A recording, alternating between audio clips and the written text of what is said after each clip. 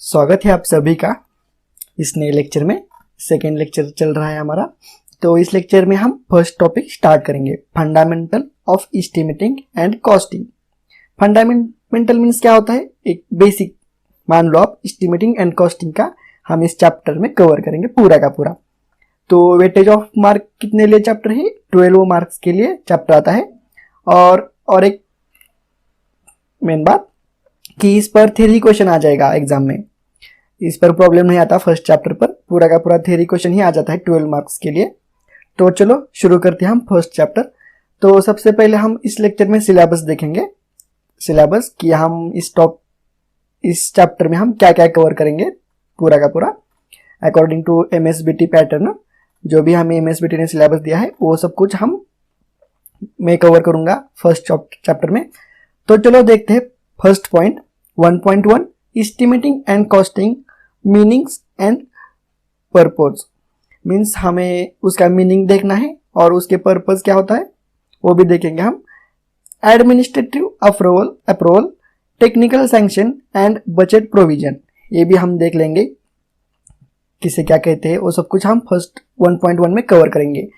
1.2 में क्या है, टाइप्स ऑफ एस्टिमेट। एस्टिमेट के कौन कौन से टाइप होती है, approximate estimate and detailed estimate, ये हम 1.2 में देखेंगे। थर्ड पॉइंट क्या है, detailed estimate of new work. अगर हमें न्यू वर्क मीन्स नया कंस्ट्रक्शन अगर हमें करना है तो उसका डिटेल्ड एस्टिमेट किस प्रकार से बनाती है उसके बारे में हम यहाँ पर डिस्कस करेंगे 1.3 में। ये इतना ज्यादा इंपॉर्टेंट नहीं है, फिर भी देख लेते हैं। 1.4 क्या है, types and uses of estimate. Estimation के टाइप्स और उसके यूज मीन्स वो एस्टिमेट कहाँ पर यूज होता है वो देखेंगे हम। Revised estimate, supplementary estimate, revised and supplementary estimate, repair and maintenance estimate, renovation estimate. तो ये सभी के सभी टाइप हम 1.4 में कवर करेंगे।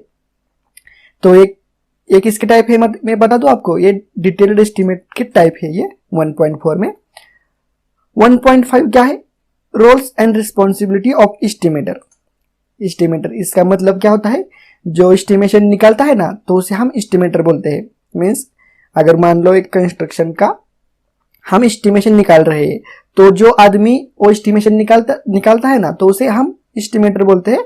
तो उसका रोल क्या होता है और उस पर कौन कौन सी रिस्पॉन्सिबिलिटी होती है वो हम 1.5 में देखेंगे। 1.6 checklist of items of works in load bearing and framework structure as per the execution. Checklist देखेंगे। चेकलिस्ट मीन्स क्या होता है, एक लिस्ट होती है जो हमें चेक करनी पड़ती है at the time of estimating या मान लो एग्जीक्यूशन हमें चेक करनी पड़ती है। तो लोड बेरिंग के लिए भी देख लेंगे और फ्रेमवर्क स्ट्रक्चर के लिए भी देख लेंगे। उसके बाद 1.7 modes of measurement and desired accuracy in measurements of different item of works as per IS 1200। तो हमें अकॉर्डिंग टू IS कोड हमें मोड्स ऑफ मेजरमेंट देखने हैं और डिजायर्ड एक्यूरेसी मींस कितने एक्यूरेसी चाहिए, मेजरमेंट करते समय कितने एक्यूरेसी चाहिए, यह हम 1.7 में कवर करेंगे as per IS code. Then 1.8 rules for deduction in machinery works. जो भी IS कोड ने रूल्स बनाए होते हैं मशीनरी वर्क जब भी हम करते हैं ना, या मान लो machinery work means brick work होता है, हम जब भी ब्रिक वर्क करते हैं तो उसमें डिडक्शन किस प्रकार से करते हैं हम। अगर हमारे मान लो एक वॉल है तो उसका हम ब्रिक वर्क कर रहे हैं तो उसमें हमने विंडो लगाया है या कुछ ओपनिंग प्रोवाइड की है या डोर हमने प्रोवाइड किया है तो उसका डिडक्शन किस प्रकार से करते हैं हम, तो वो हम देखेंगे 1.8 में अकॉर्डिंग टू IS कोड। उसके बाद डिडक्शन प्लास्टरिंग एंड पॉइंटिंग के लिए क्या डिडक्शन रूल क्या होती है डिडक्शन के, वो भी हम 1.8 में देखेंगे। एंड पेंटिंग के लिए भी डिडक्शन हम करते हैं तो उसके लिए रोल क्या होते हैं एज पर IS कोड 1200, ये देखेंगे हम 1.8 में देखेंगे। Then next point 1.9 description specification of item of works as per PWD। Specification मैंने फर्स्ट में कहा था ना, फर्स्ट लेक्चर में, स्पेसिफिकेशन मीन्स क्या होता है, जनरल स्पेसिफिकेशन या डिटेल्ड स्पेसिफिकेशन में मीन्स जो वर्क होता है उसका हमें क्लास मालूम पड़ता है, या मान फॉर एग्जांपल हमें कंक्रीटिंग करनी है तो उसका ग्रेड हमें मालूम होता है, या प्रोसीजर हमें मालूम होती है कि किस प्रकार से हमारा वर्क करना है। तो ये सब कुछ स्पेसिफिकेशन में गिवन होता है, ये भी देख लेंगे हम as per the PWD public work department के अनुसार हम स्पेसिफिकेशन देख लेंगे। और DSR मीन्स क्या होता है, डिस्ट्रिक्ट शेड्यूल रेट होता है, वो भी हम देख लेंगे।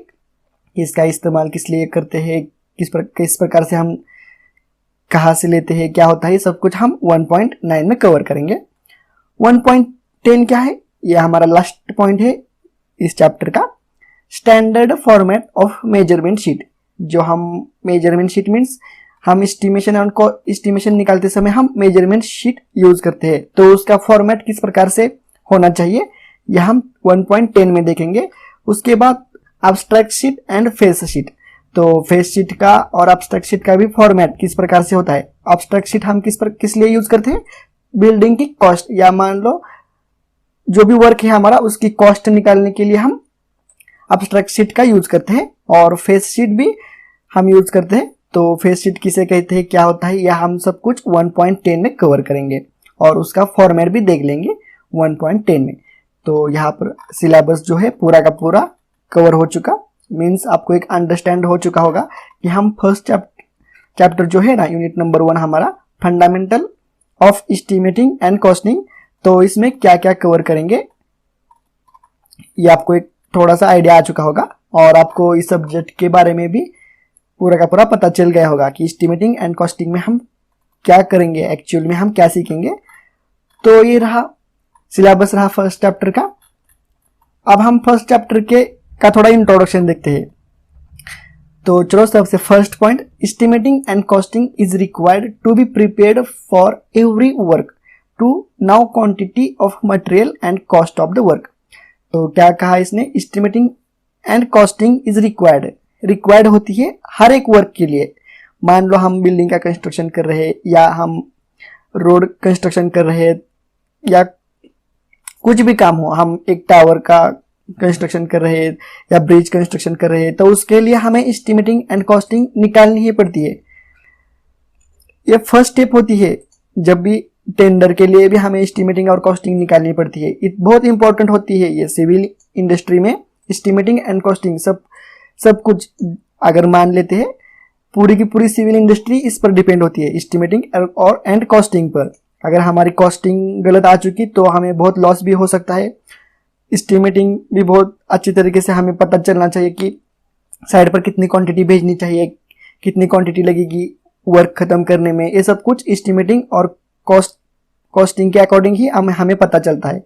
तो ये बहुत रिक्वायर्ड होता है हर एक वर्क के लिए, सिविल इंडस्ट्री में हर एक वर्क के लिए रिक्वायर्ड होती है। In civil engineering word estimate and costing is related with various civil engineering structures like building। हमें बिल्डिंग के लिए भी एस्टिमेटिंग निकालनी पड़ती है, roads, dam, canal, railway, bridge etcetera. Means ये जो स्ट्रक्चर है ना, सिविल रिलेटेड स्ट्रक्चर, तो इसके लिए हमें एस्टिमेटिंग और कॉस्टिंग निकालनी पड़ती है etcetera. In this chapter the definition of estimate and it's type are explained in details.